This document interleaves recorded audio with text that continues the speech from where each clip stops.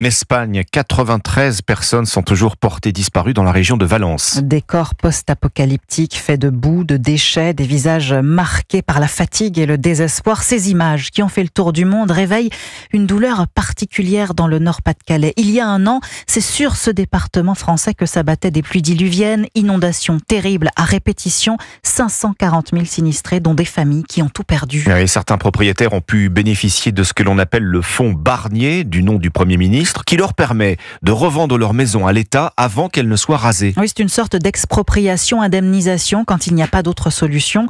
Dans la ville d'Arques, près de Saint-Omer, plusieurs habitants ont dû se résoudre à cette solution extrême, comme cette mère de famille qu'a rencontré le correspondant d'Europe 1, Lionel Gougelot. En attendant de voir sa maison définitivement rasée, Hélène observe une dernière fois l'intérieur de l'habitation, noyée l'an dernier sous près d'1 mètre d'eau. Il n'y a plus grand chose à faire ici.